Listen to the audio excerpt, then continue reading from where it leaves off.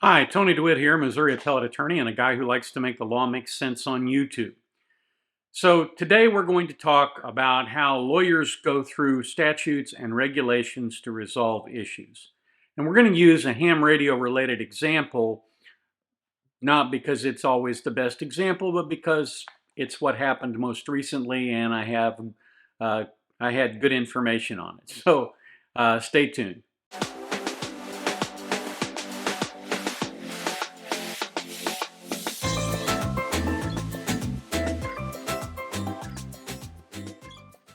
So Josh from the Ham Radio Crash Course, and I will provide a link to that channel in the description below, put out a video about what he called the most hated box in ham radio. This is the most hated box in ham radio. This is the most hated box in ham radio. This nondescript little black box, which works off of 2 AA batteries or accepts a pretty wide voltage from 4 to 28 volt DC, runs off a 12 volt battery without any problem, is a simplex repeater. The people who sell it define it as a simplex repeater. And at the end of that video, he asks this question. Now, to the legality of all this. Well, this is where I am going to say emphatically, I am not a lawyer.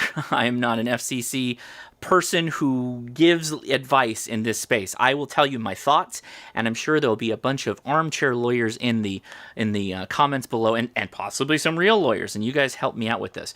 Well, Josh, let me use your question as an example of how lawyers go about solving this kind of question.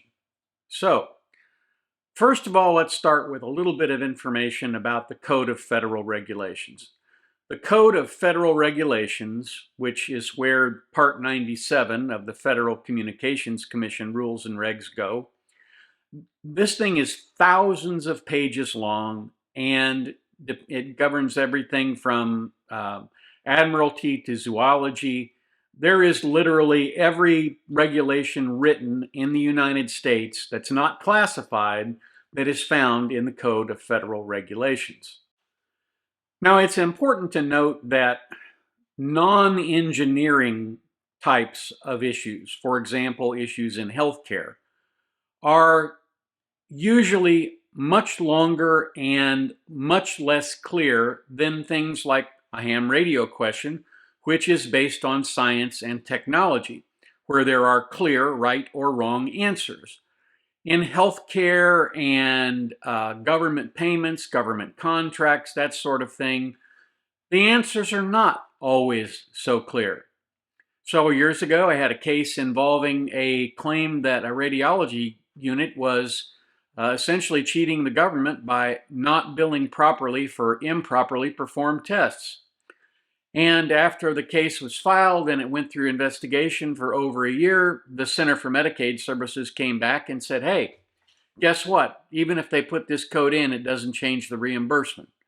Now, you would have thought that some skilled lawyer in the Department of Justice or in Center for Medicaid Services would have seen that early on and let us know before a year had gone by, but it sometimes takes that long to get to the end of the chain in non-technical areas. So if you have a question that deals with healthcare or something like that, where there may be some ambiguity, it's a good idea to go get a real lawyer to look at it. But here is how a lawyer resolves this question. So the first thing we do is we start with the regulations. And the regulations have a definition section. And here's what the definition says.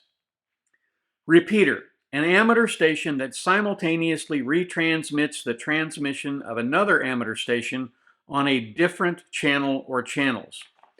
Now, why is different channel or channels important? Because it's part of the definition. So a repeater that repeats the transmission on the same channel is, by definition, not a repeater. Well, it means there's no such thing as a simplex repeater. It is, however, much closer to something called a meakening device. Now, Meekening is a military term. It goes with meekening, interference, jamming, and intrusion, that our government uses to try and prevent the enemies of our country from interfering with our communications. Meekening is essentially using a retransmitted navigation signal at a higher power from a different location. Aircraft will often fly toward a radio signal, believing that the radio signal is in one place. If somebody retransmits that same signal from a different location at a higher power, they might be pulled off course. Now, meekening is less of a problem nowadays because we have GPS. But probably in the 1970s, before GPS was commonly used, meekening was a problem, and the military worked very hard to prevent that. But that's essentially what you have here. You have a device that retransmits a signal on the same frequency. So we know it is not a repeater, but does that make it unlawful? Well, to find the answer to that, we have to dive a little further into the regulations. First, the regulations require a control operator for every transmission. Now, a control operator is somebody who normally is sitting right there at the desk when you make a call. So, for example, when I answer a call on my amateur radio, I am the control operator. Alpha Delta Zero Delta Quebec. Alpha Delta Zero Delta Quebec. Roger, Roger. Alpha Delta Zero Delta Quebec. Alpha Delta Zero Delta Quebec. The regulation states, when transmitting, each amateur station must have a control operator. The control operator must be a person, and then it goes through the requirements for that person being a control operator. Some stations, however, can be automatically controlled. And what does the regulation say about that?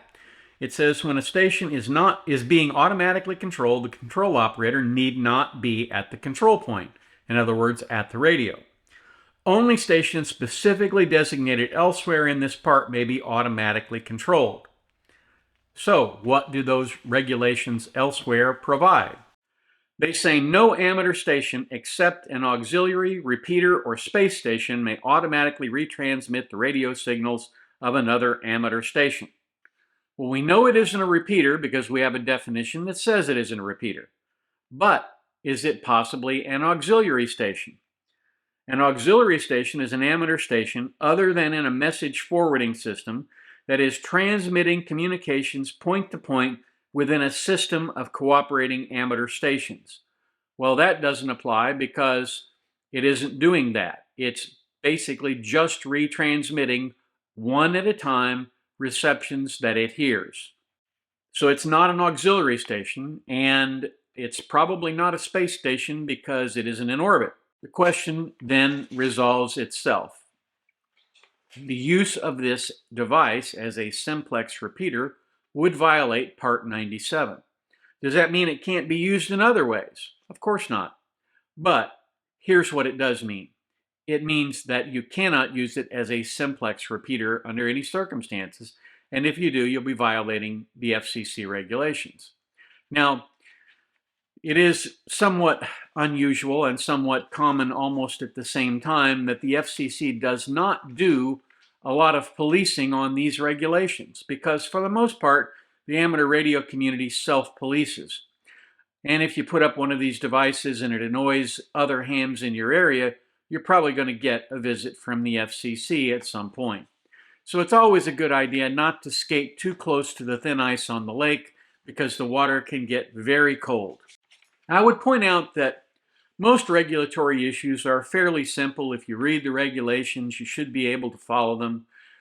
Courts are usually plain language courts. They usually tend to apply the plain language and the regulations. The only time it ever becomes a problem is when there is ambiguity.